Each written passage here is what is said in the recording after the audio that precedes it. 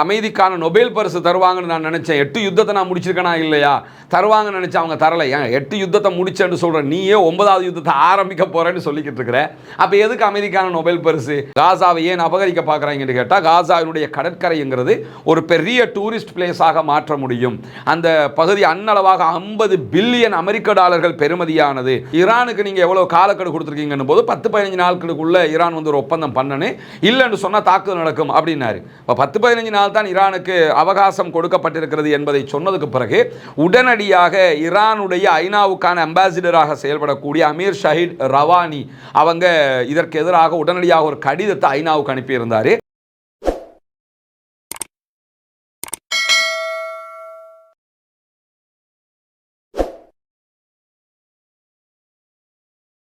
அன்பிற்கினிய சகோதர சகோதரிகளை நம் அனைவர் மீதும் ஏக இறைவனுடைய அமைதியும் கருணையும் உண்டாகட்டுமாக என்கிற உயரிய பிரார்த்தனைகளோடு, பாலஸ்தீனத்தினுடைய காசா பகுதிகள் மீதான இஸ்ரேலிய ஆக்கிரமிப்பு இராணுவத்தினுடைய 2 ஆண்டுகால யுத்தம் முடிவுற்று இன்றோடு 133வது நாளை அடைந்திருக்கக்கூடிய இந்த தருணத்தில் என்னவெல்லாம் நடக்கிறது, காசாவையொட்டிய பாலஸ்தீன நிலப்பரப்பில் என்னவெல்லாம் நடக்கிறது என்பதையும், ஈரான் அமெரிக்காவுக்கு இடையிலான அடுத்த கட்ட பிரச்சனைகளுடைய யதார்த்த நிலைகள் என்ன என்பதையும் தான் இந்த வீடியோவினூடாக நம்ம பார்க்க இருக்கிறோம். இன்னைக்கு நம்ம பார்க்க இருக்கிற முதன்மையான விவகாரம் என்னன்னா, நேற்றைய தினம் 19ஆம் தேதி பிப்ரவரி மாதம் அமெரிக்கா காசாவினுடைய யுத்த நிறுத்தத்தையொட்டி உருவாக்கிய காசா பீஸ் கவுன்சில், காசாவினுடைய அமைதி வாரியத்தின் முதலாவது கூட்டம் நேற்று அமெரிக்காவிலே நடைபெற்றது. அந்த கூட்டத்திற்கு 20 நாடுகளைச் சேர்ந்தவர்கள் பங்கேற்றதாகவும் 40 நாடுகளைச் சேர்ந்த பிரதிநிதிகள் பங்கேற்றதாகவும் அமெரிக்கா அறிவித்திருந்தது. குறிப்பாக அரபு நாடுகள் நேரடியாக பங்கேற்காமல், தலைவர்கள் பங்கேற்காமல் பிரதிநிதிகளை அனுப்பி வைத்திருந்தார்கள். இந்த கூட்டத்திலே அமெரிக்க அதிபர் டொனால்ட் ட்ரம்ப் பேசிய உரையினுடைய மிக முக்கியமான பகுதிகளை தான் ஆரம்பமாக நம்ம பார்க்க இருக்கிறோம். காரணம் என்னன்னா, டொனால்ட் ட்ரம்ப் இதுல ஈரான் தொடர்பாகவும் பேசி இருக்கிறார். அது தொடர்பாக நம்ம பின்னாடி பார்க்க இருக்கிற அதே நேரம் காசா தொடர்பாக அவர் பேசியது என்ன என்று சுருக்கமாக நீங்க பார்த்தீங்கன்னா, ஒற்றை வரியில காசாவை ஒரு ரியல் எஸ்டேட் ஓனர் மாதிரி விற்பனை செய்வதற்கான முயற்சிகளை அமெரிக்க அதிபர் பண்றாரு. அதை விற்கிறதுக்கு முன்னாடி அந்த இடத்தை செஞ்சு எடுக்கணுமா இல்லையா, தயார்படுத்தணுமா இல்லையா, அந்த தயார்படுத்துகிற வேலைக்காக அரபு நாடு உள்ளிட்ட பல நாடுகளைச் சேர்ந்தவர்களிடத்திலையும் காசை வசூல் பண்றாரு. வசூல் பண்ணி அந்த பகுதிகளை டெவலப் பண்ணி அதற்கு பிறகு அதை விற்பனை செய்யக்கூடிய வேலையை தான் அவர் பார்க்க போகிறார் என்பது திட்டவட்டமாக தெரிகிறது. குறிப்பாக நேற்றைய தினம் காசா தொடர்பாக அவர் பேசிய பேச்சுக்களில் என்ன சொன்னார்னா, தற்போதைய நிலையில் சிறு சிறு தாக்குதல்கள் ஆங்காங்கே காசாவுக்குள் இஸ்ரேலால் நடத்தப்படுகிறது தான், ஆனால் அதெல்லாம் சின்ன சின்ன பிரச்சனைகள், மற்றபடி காசாவில் யுத்தம் முடிந்து விட்டது என்கிற ஒரு அறிவிப்பை அவர் செய்ததை நம்ம பார்க்க முடியும். யுத்த நிறுத்தத்திற்கு பிறகு இதுவரைக்கும் 2000க்கும் மேற்பட்டவங்களை இஸ்ரேல் கொலை செய்திருக்கிறது. 2000க்கும் மேற்பட்ட அப்பாவிகள் காசாவிலே ஷஹீதாகி இருக்கிறார்கள். இன்னும் அவர்கள் தாக்குதலை நடத்துகிறார்கள். இன்றைக்கும் இந்த நிமிடம் வரைக்கும் 4 அப்பாவிகள் காசாவிலே கொல்லப்பட்டிருக்கிறார்கள். ஒரு உயிர் கொல்லப்படுவது, அழிக்கப்படுவதே உலகில் மாபெரும் கண்டனத்துக்குரியது, யாரும் ஏற்றுக்கொள்ள முடியாதது என்கிற நிலையில் மனித நேயமுடையவர்கள் யாரும் அதைத்தான் நினைப்பார்கள். அப்படி இருக்கும்போது அமெரிக்க அதிபர் டொனால்ட் ட்ரம்ப் என்ன பண்றாருன்னா, இத்தனை உயிர்கள் காவு கொள்ளப்பட்டிருக்கிறது, 2000க்கும் மேற்பட்டவர்கள் இந்த யுத்த நிறுத்தத்திற்கு பிறகு இஸ்ரேல் கொலை செய்திருக்கிறது, அதுவெல்லாம் சின்ன சின்ன பிரச்சனைகள் தான் என்று பேசிய காட்சியை நேற்றைய தினம் நம்ம பார்த்தோம். அதை தாண்டி அங்கிருந்த உலக தலைவர்களும் அமைதியாக அதை பார்த்து கொண்டிருந்தார்கள் என்பதுதான் வெட்கத்துக்குரிய ஒரு வேதனையான சம்பவமாக நாம் அவதானிக்க முடியும். இப்படியான சூழலில் தான் காசா வார் முடிந்து விட்டது என்று பேசிய அமெரிக்க அதிபர் டொனால்ட் ட்ரம்ப், பாலஸ்தீன விடுதலை அமைப்பினர் தங்களுடைய ஆயுதங்களை கைவிடுவார்கள் என்று நான் நம்புகிறேன் என்று சொன்னார். கைவிட வேண்டும், அவர்கள் கைவிடாவிட்டால் விபரீதமான முடிவுகளை சந்திப்பார்கள் என்கிற எச்சரிக்கையும் நேற்றைய தினமே அவர் பேசியதையும் நம்ம அவதானிக்க முடிந்தது. குறிப்பாக இந்த எச்சரிக்கையை பொறுத்தவரையில் பாலஸ்தீன விடுதலை அமைப்பினர் நேற்றைய தினம் 2 விவகாரங்களுக்கு பதில் சொல்லியிருக்கிறார்கள். ஒன்று, அமெரிக்க அதிபர் டொனால்ட் ட்ரம்பினுடைய இந்த வார்த்தைக்கு பதில் சொல்லியிருக்கிறார்கள். அதே நேரத்தில் 2 நாட்களுக்கு முன்பதாக பெஞ்சமின் நெதன்யாகு இஸ்ரேலிய பிரதமருடைய அறிவிப்பில் 60 60 நாட்களுக்குள்ளாக 2 மாதங்களுக்குள்ளாக பாலஸ்தீன விடுதலை அமைப்பினர் ஆயுதங்களை கைவிட வேண்டும், இல்லை என்றால் ஒரு பாரிய யுத்தத்தை மீண்டும் இஸ்ரேல் காசா மீது தொடுக்கும் என்கிற அறிவிப்பு வெளியாகி இருந்தது. அதற்கும் சேர்த்து அவர்கள் பதிலளித்திருக்கிறார்கள். பாலஸ்தீன விடுதலை அமைப்பினுடைய ஆயுதங்கள் என்பது பாலஸ்தீன மக்களுடைய பாதுகாப்பை நிமித்தமாக கொண்டிருக்கிறது. எனவே பாலஸ்தீனம் சுதந்திர நாடாகிற வரைக்கும் நாங்கள் ஆயுதத்தை வைத்துக் கொண்டிருப்பது எங்களுடைய உரிமை, ஐநாவே இதை அங்கீகரித்திருக்கிறது என்பதை சுட்டிக்காட்டி அவர்கள் பதில் சொல்லியிருக்கிறார்கள். எனவே ஆயுதத்தை கீழே வைப்பதில்லை என்பதில் பாலஸ்தீன விடுதலை அமைப்பினர் தெளிவான முடிவில் இருக்கிறார்கள் என்பதை நம்ம அவதானிக்க முடிகிறது. அதே நேரத்தில் டொனால்ட் ட்ரம்பை பற்றி நம்ம அடிக்கடி சொல்லக்கூடிய ஒரு விஷயம் தான், அவரை நம்ம எக்ஸ்பெக்ட் பண்ணவே முடியாது. எப்படியான ஒரு கேரக்டருங்கிறத அடையாளம் காண முடியாது. எந்த நேரத்தில் என்ன பேசுவாருங்கிறத தாண்டி இப்போ பேசினதை இன்னும் கொஞ்சம் நேரத்தில் அவர் மாற்றி பேசுவாருங்களா நமக்கு தெரியும். அப்படி இருக்கும்போது தான் நேற்றைய தினம் பாலஸ்தீன விடுதலை அமைப்பினரையும் அவர் பகிரங்கமாக பாராட்டிய ஒரு காட்சியை பார்க்க முடியும். என்னன்னா, யுத்த நிறுத்த ஒப்பந்தத்தின் பிரகாரம் காசாவில் இருந்த பணைய கைதிகள் அத்தனை பேரையும் பாலஸ்தீன விடுதலை அமைப்பினர் சொன்னதை போல் திருப்பி அனுப்பிவிட்டார்கள், வாக்குறுதியை நிறைவேற்றி இருக்கிறார்கள். அதே மாதிரி அங்கிருந்த பிணங்களை கூட தேடி எடுத்து எங்களுக்கு கரெக்டாக தந்துட்டாங்க. எனவே அவர்கள் அவர்களுடைய வாக்குறுதியை காப்பாற்றி இருக்கிறார்கள். எனவே நீங்கள் அத்தனை பேருமே பாலஸ்தீன விடுதலை அமைப்பை பாராட்டத்தான் வேண்டும் என்று அவர் பாராட்டினது மட்டும் இல்லாமல் அங்கே வந்து அத்தனை பேரையும் நீங்கள் பாராட்டுங்க என்று சொல்லி சொன்ன ஒரு காட்சியும் நேற்று பதிவாகி இருந்தது. அதை தாண்டி இந்த பீஸ் கவுன்சில் அமைதி வாரியத்தில் $7 பில்லியன் வரைக்கும் தற்போது முதலீடு கிடைத்திருக்கிறது என்கிறார் அமெரிக்க அதிபர் டொனால்ட் ட்ரம்ப். இந்த $7 பில்லியன் அமெரிக்க டாலர்களை தந்த நாடுகளுடைய பட்டியல் அவர் சொன்னது மட்டுமல்லாமல் அந்த நாடுகள் காசாவுக்கு தேவையான ஃபோர்ஸஸையும் இராணுவத்தையும் அதே போன்று காசாவினுடைய போலீஸ் பிரிவை புதிதாக உருவாக்குவதற்கு தேவையான மூலதனங்களையும் தருவதாக வாக்களித்திருக்கிறார்கள் என்றும் சொல்லியிருக்கிறார்.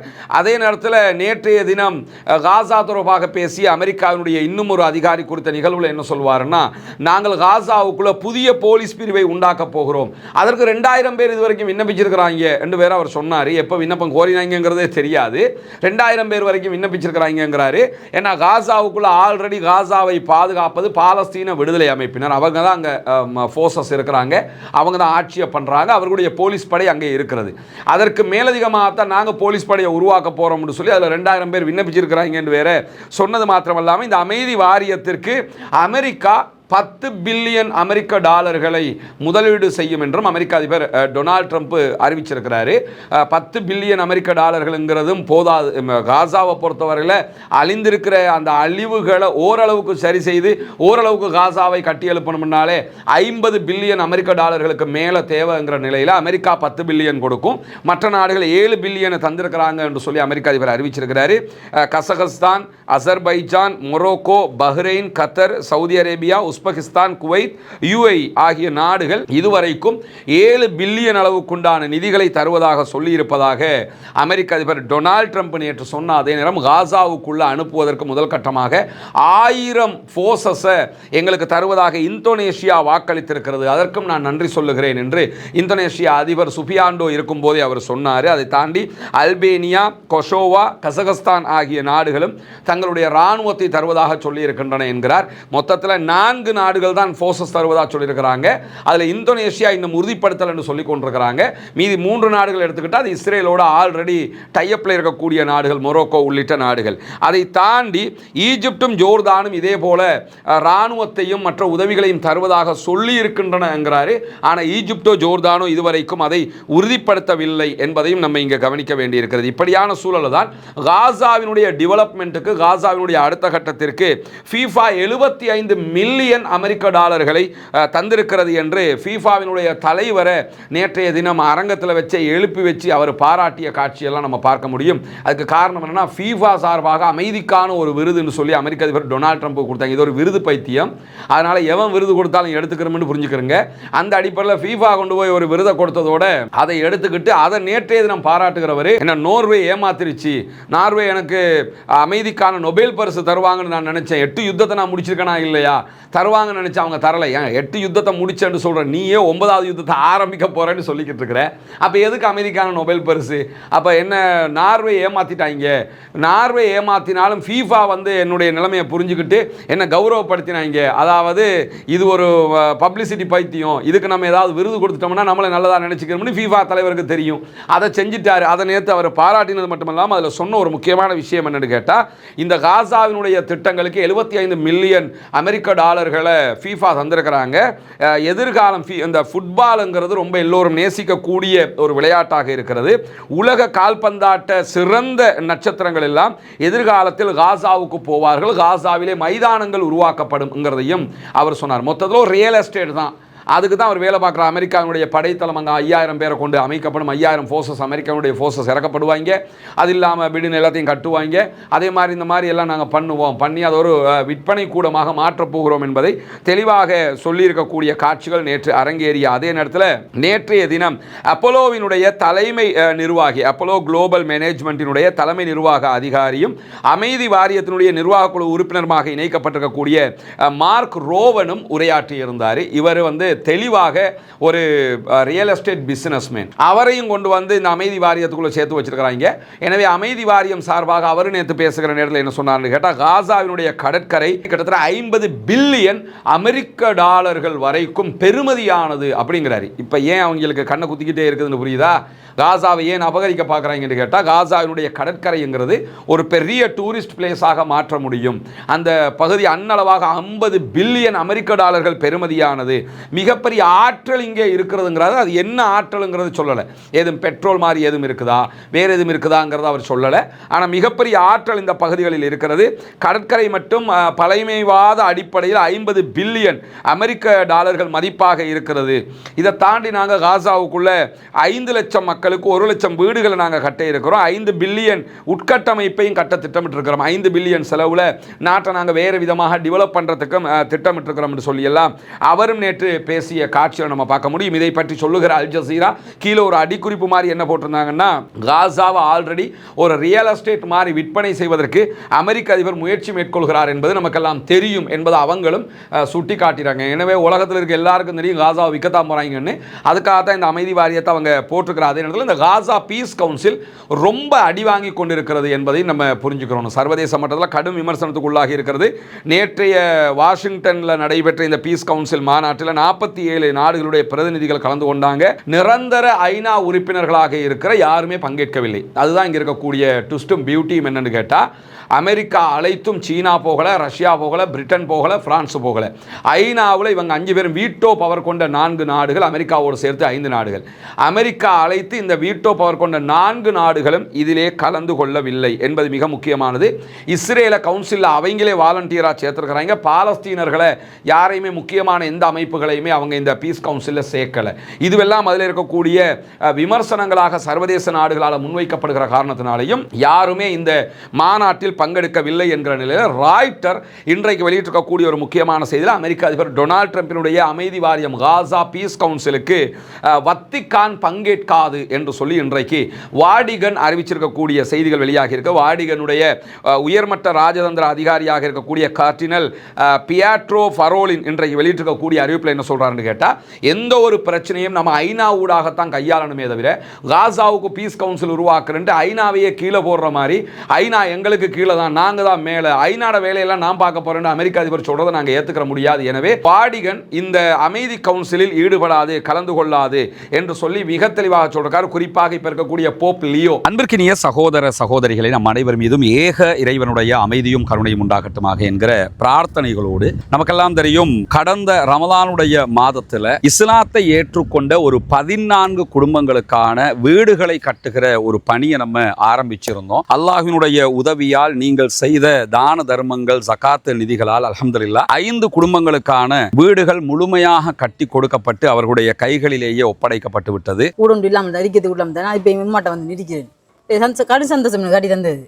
இது உங்களோட வீடு. இனி ஃபௌமி வேலை நடக்குதாண்டெல்லாம் பார்க்குற மடர் வேலையெல்லாம் முடிச்சுட்டோம் நாங்கள். சரிதானே? உங்களுக்கு எப்படிமா? சந்தோஷமா?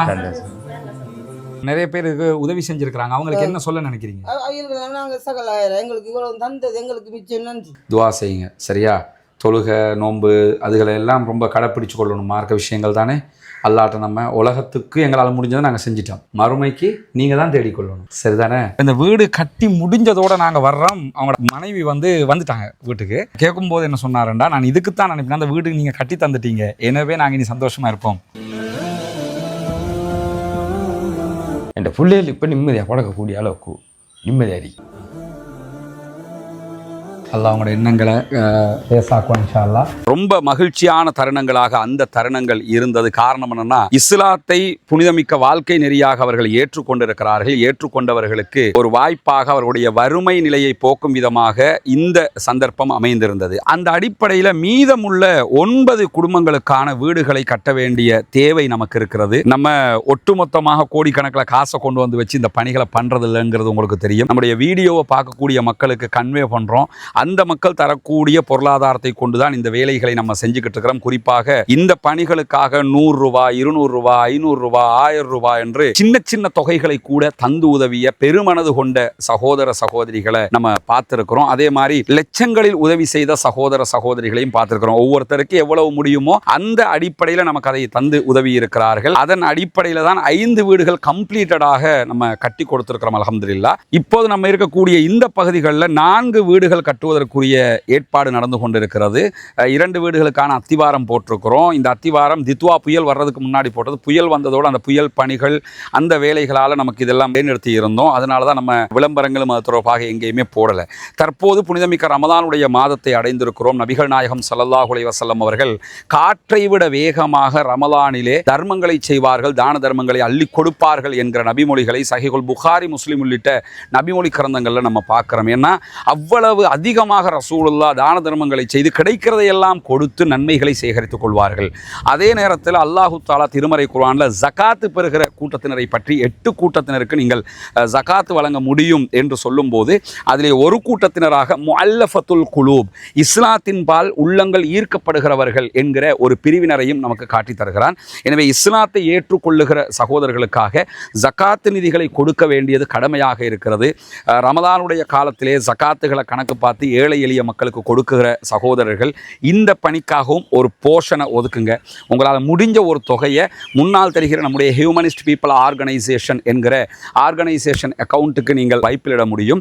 அதே நேரத்தில் வெளிநாடுகளில் இருக்கக்கூடிய சகோதரர்கள் இந்த குறித்த அக்கௌண்ட்டுக்கு வைப்பிலிட முடியாது என்று சொல்லுகிற போது அதில் முன்னாடி தெரிகிற என்னுடைய வாட்ஸ்அப் நம்பருக்கு நீங்கள் தொடர்பு கொள்ள முடியும். உங்களுக்கு எப்படி நீங்கள் பணம் அனுப்பணும் என்கிற வழிமுறைகளை நம்ம லீகலாக சொல்லித் தருவதற்கு கடமைப்பட்டிருக்கிறோம். எனவே நாமே ஆரம்பித்த பணி நாமே முடிக்க வேண்டும் என்கிற அடிப்படையில் நம்ம அத்தனை பேரும் சேர்ந்து 1000 ரூபா, 2000 ரூபா, லட்சங்கள் என்று எது நம்மளால் முடியுமோ அதை போட்டு இன்னும் ஒரு 9 வீடுகள் கட்டி முடிக்க வேண்டி இருக்கிறது. இந்த பணியில் அத்தனை பேரும் இணைந்து கொள்ளுங்கள். உங்களுடைய ஜகாத்து தான தர்மங்களை ரமலானுடைய காலத்திலே இதற்காக வழங்குங்கள்.